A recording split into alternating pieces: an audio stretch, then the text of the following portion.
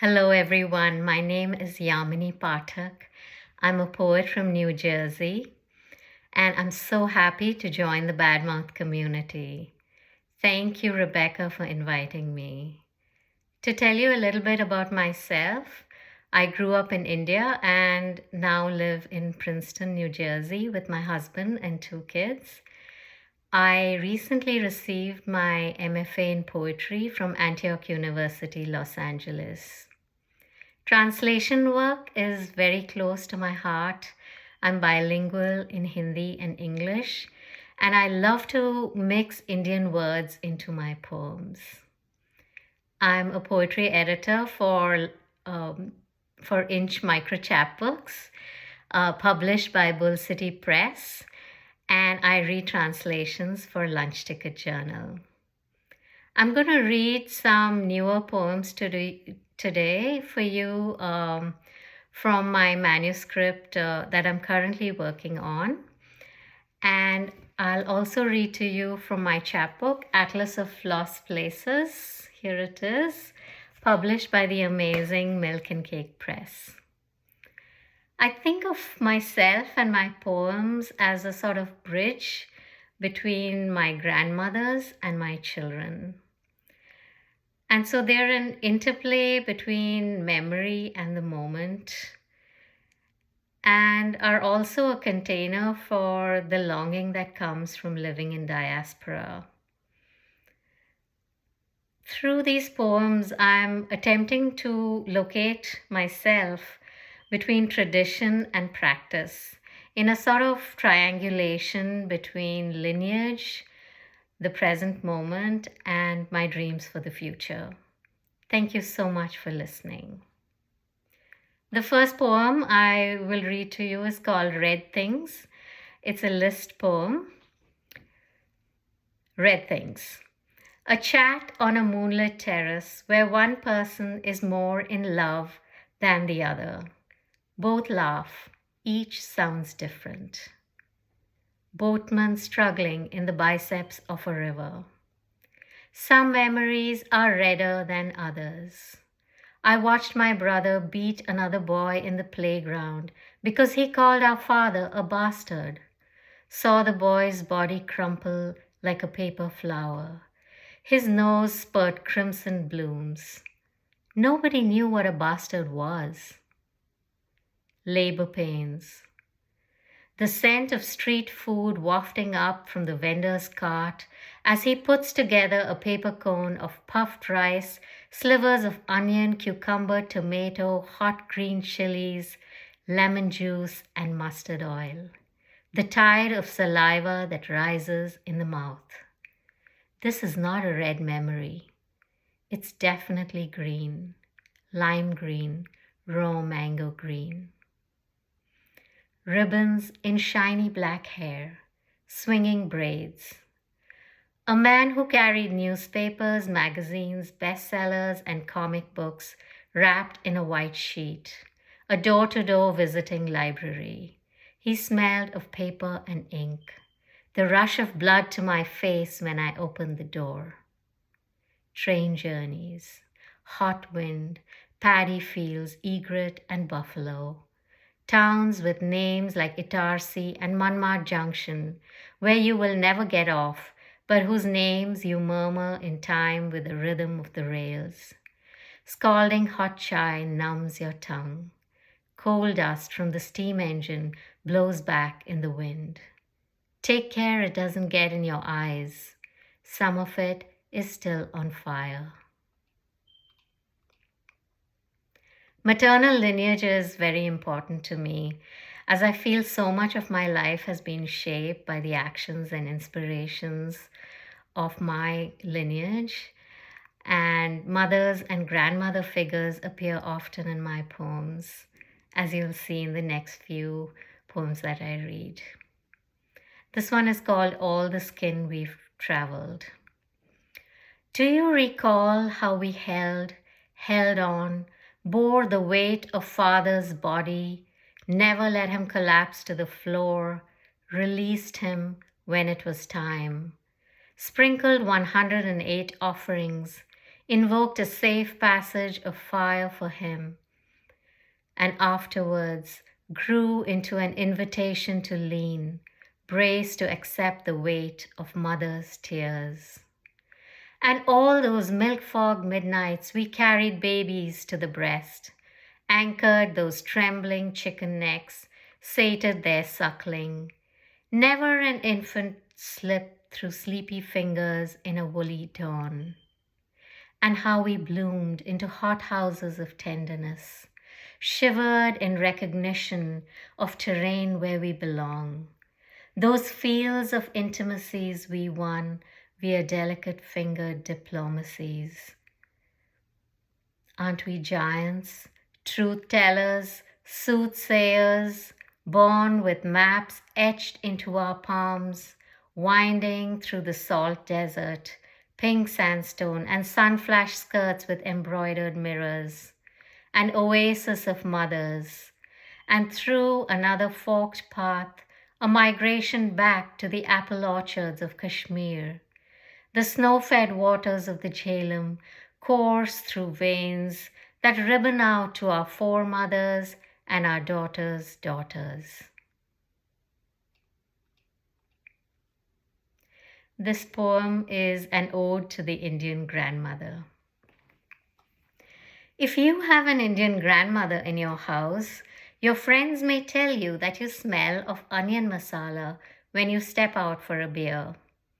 She'll iron your underwear and redo your kitchen shelves after she sweeps out your garage floors.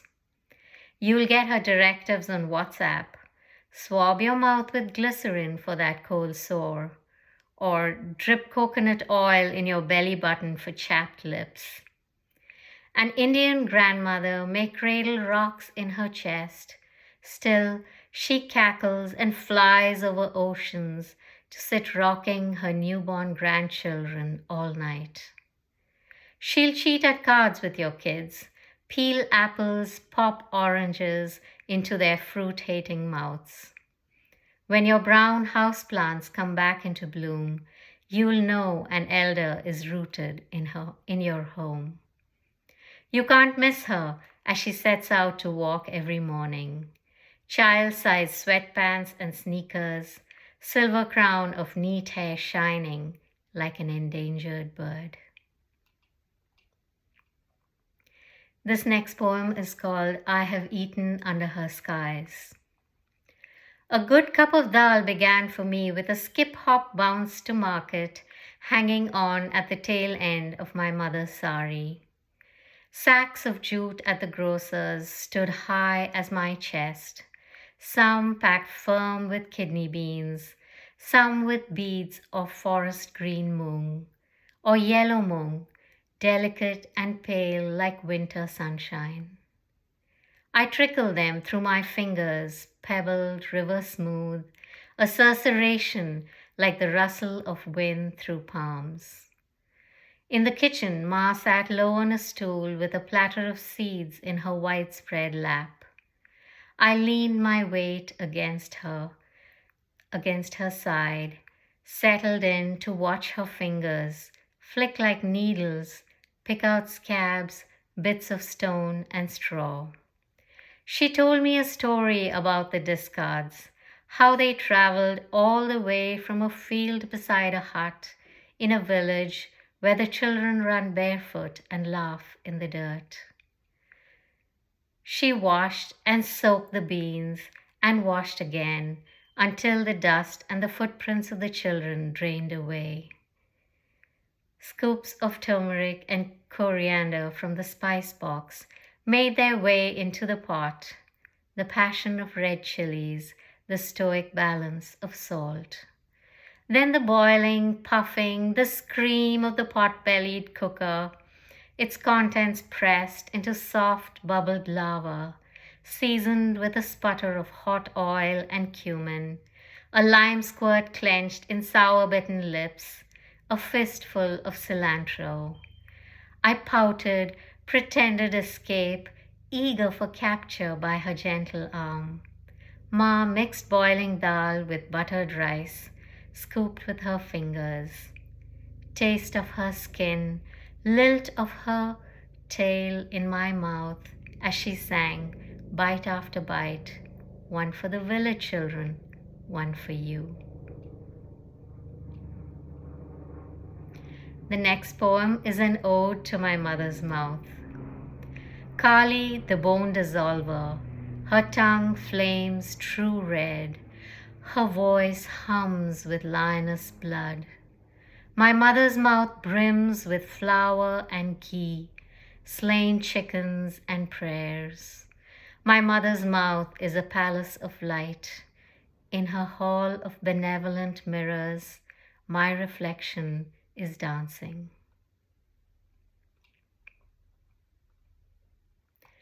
This next poem is called In the Museum of Daughter Hungers.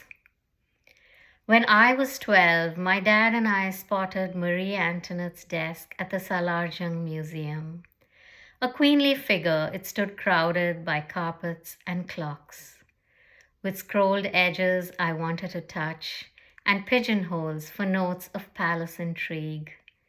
They called it an escritoire. We mouthed the word to each other, inexpertly made frills on our tongues. Tapestries and sculpture, guzzles and crumbling antiques, roads to wonder were the few ways to reach my father. I thought, I want a writing desk by a window. What is a desk to a dreaming girl in braces and braids?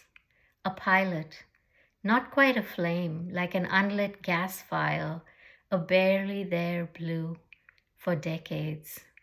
Until the days of flood in my body had passed, until I had satisfied my baby's hungers. This table, my private island, where I sink my fingers in the surf of shipwrecked words, burn driftwood fires, send smoke signals to my father. Living in diaspora can feel like saying a long goodbye to much that is familiar and comfortable and loved. Of course, there are many hellos that come with living in diaspora, but this next poem is titled The Long Goodbye. In this moment that is only as wide as the rift between your shoulder blades, let us unpack each other like suitcases filled with gifts. Hold hands in traffic, visit the miraculous shrine of the infant Jesus. In the still gold of afternoon, uncurl the leathered cheek of an overripe pomegranate. Spill rubies onto our laps. In my dreams, the train puffs out in coal-gritted clouds. One of us left choking, keeling on the platform, the other already looking out the window on the far side, where half-naked children wave and cheer. The river I swallow runs underground. You, the rock in the tide pool, I, the moss that cleaves. And this final poem takes its title from the poem Widening Circles by Rainer Maria Rilke. And the title of my poem is Am I a Falcon, a Storm, or a Great Song? Say fallen, and I will give you the arch of a spine. Make a bridge between animal and anointed. Say ointment, for I have doctored myself, scraped my wounds out and laid them shiny for the world to see. I fed you placental while I broke and crumbled. Say control, and I'll stretch, and in my enduring will nest the buds of new beings. Say body, and I sing my throat raw, my breath as holy as the first blow of spring. Say spring, and I will leap like a spark in charged air, like a hiss, like a flame, like refusal. Thank you so much for listening.